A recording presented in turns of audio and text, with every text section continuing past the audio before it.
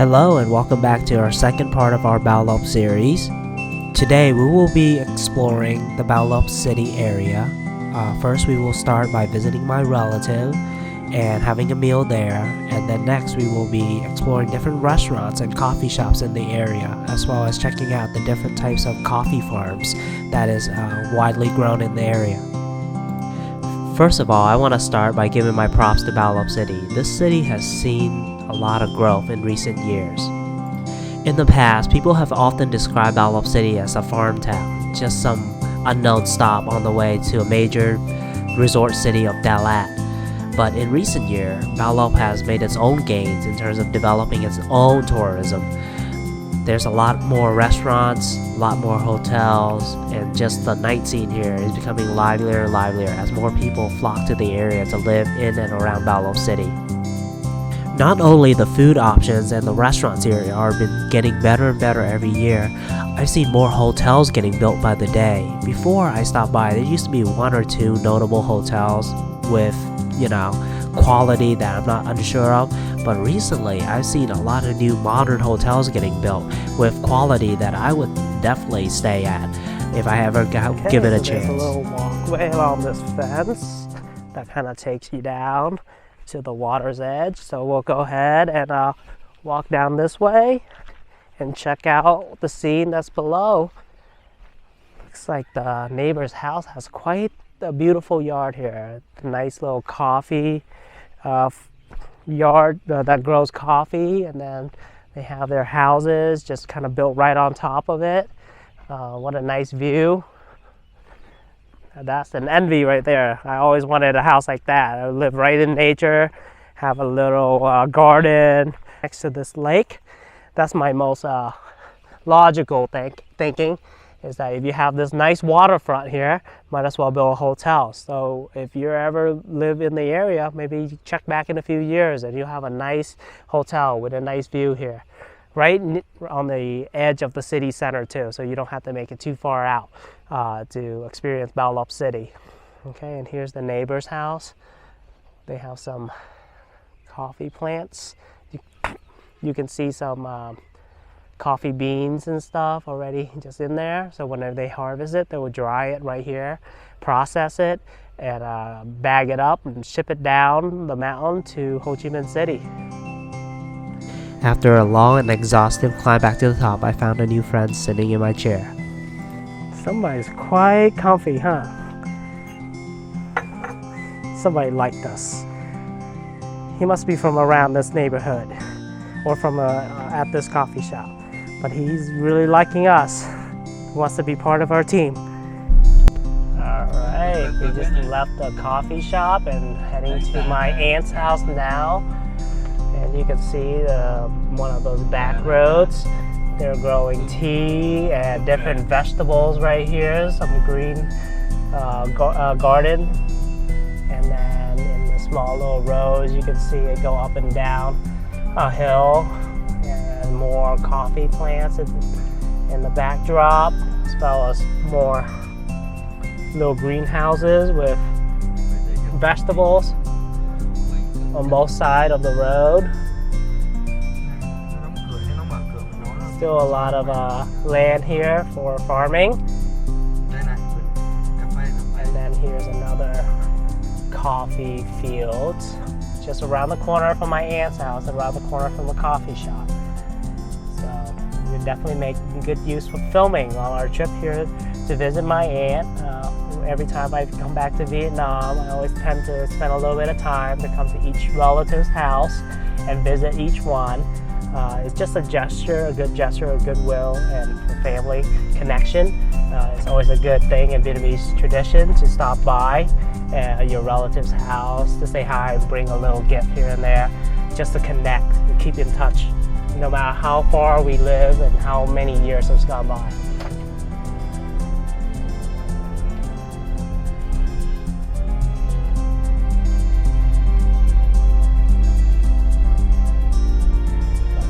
So many farms, so many coffee, vegetables, tea, many different varieties. And in the future, more durian trees coming soon. Apparently that's the new backdrop story of the region. It's transforming itself from tea and coffee, your traditional export plant, into durian, a more high power, quite figuratively and literally, plant for exporting. As you can see, a lot of families have done quite well over the years. In 200 meters, turn right. They started out with small houses like this, and throughout the year, the Vietnamese economy has grown so well. So there's such high demand and good pricing for, you know, tea, coffee, what other vegetables or plants they're shipping out, that a lot of families have done quite well over the years. So they have built up their houses. You can see there's still some. Đúng rồi. They built up their houses from kind of tiny old houses that's in the middle of a farm into quite bigger, more luxurious houses, and that just shows like the local economy is doing well, and the local economy of the region is doing quite well. You know, quite productive, getting good prices and doing well for themselves, which is always a good thing when you come to these, you know, agricultural part of the country. You want people to be able to do well for themselves and to be able to make a decent wage from their farming efforts.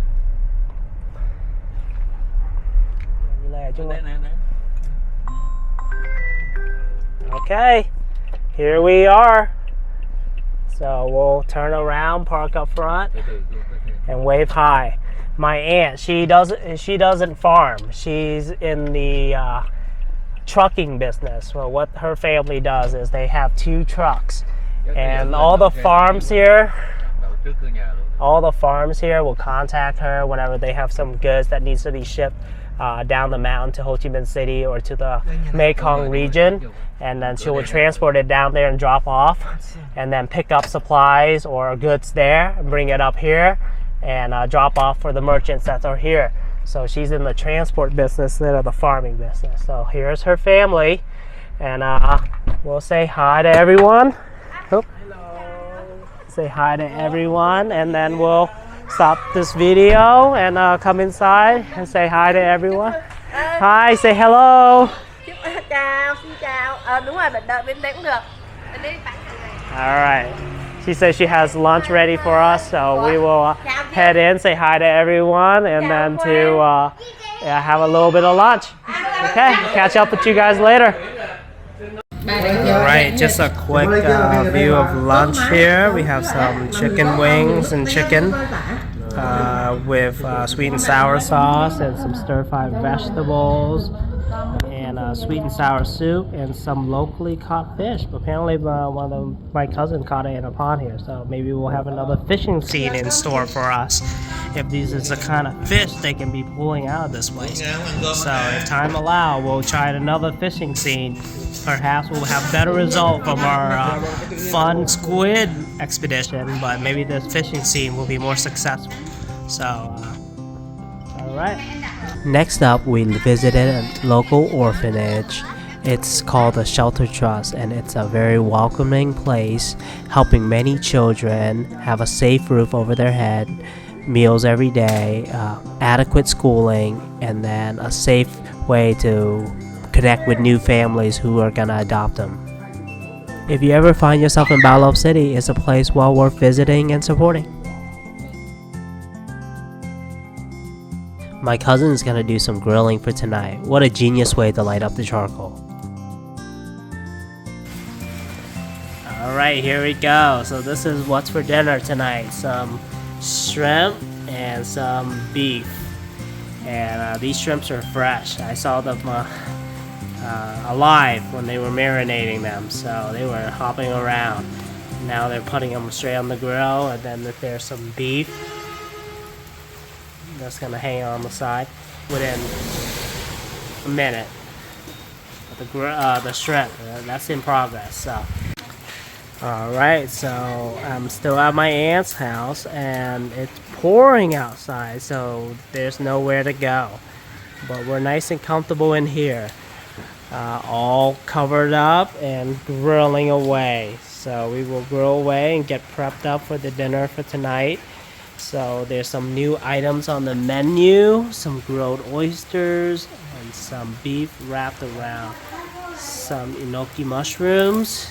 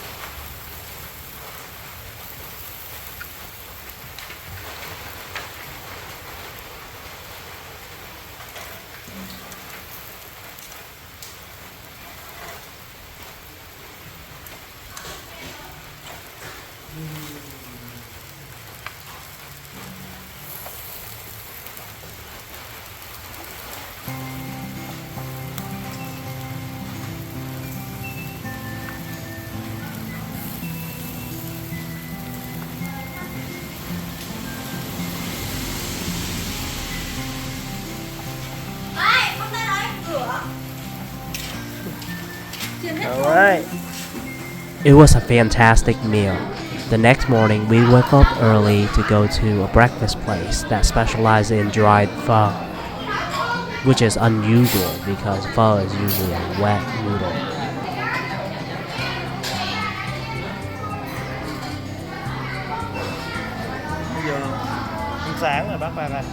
Alright, so it's been a rainy morning.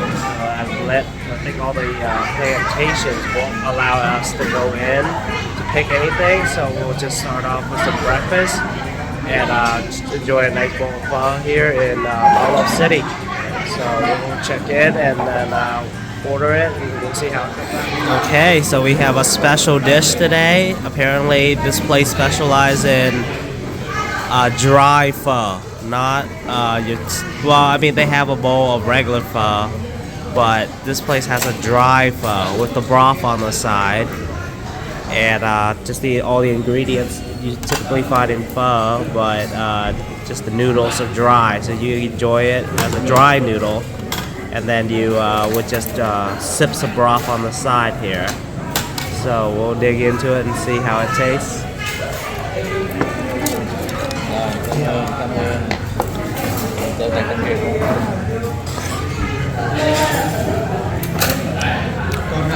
Interesting.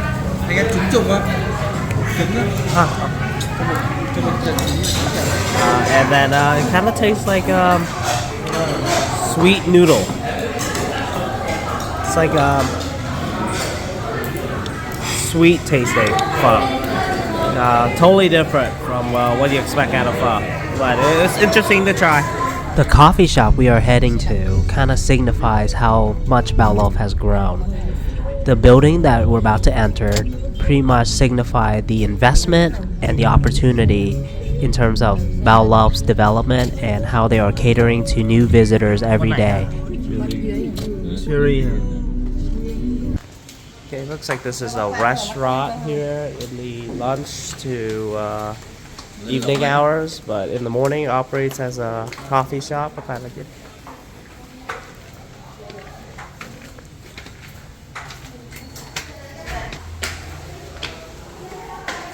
Oh, this floor is a hotel. So restaurant in the first floor, hotel in the second.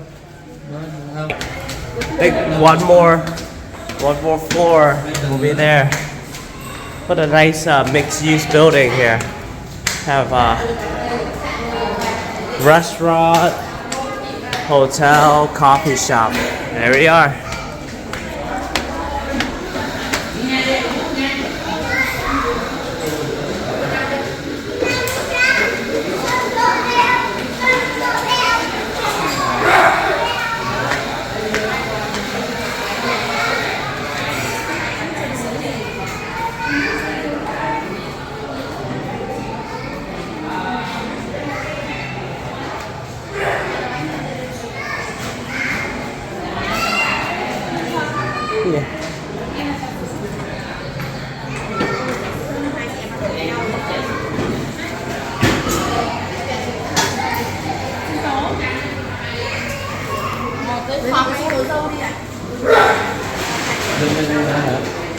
Này thêm vàng đấy.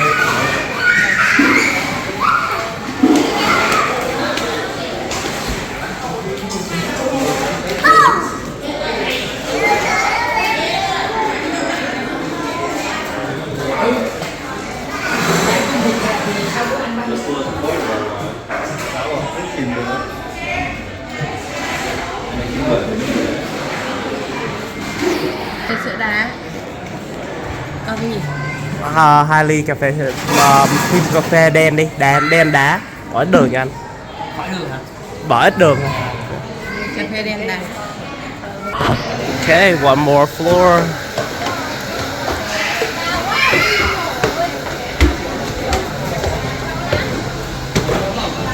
Wow, this is the rooftop floor. It's looking pretty, very pretty.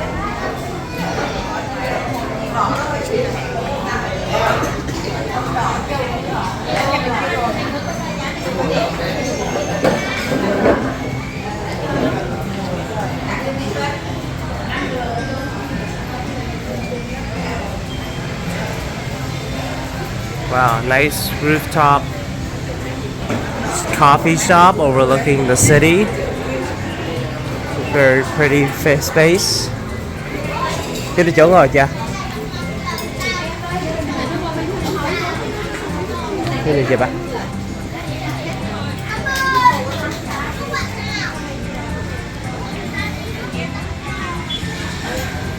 Nice backdrop with the mountains in the back. A little lake up front and a park right in the city center of Bao Loc City. Coffee shop stretches 2 floors from the top floor to the rooftop. My aunt is such a fan of her hometown, Bao Loc. She's talking about how such a great investment this building is and how the owner did a great job. She's also talking about real estate and how this area is a great investment for anybody who wants to own land or own property. 2 tầng là khách sạn.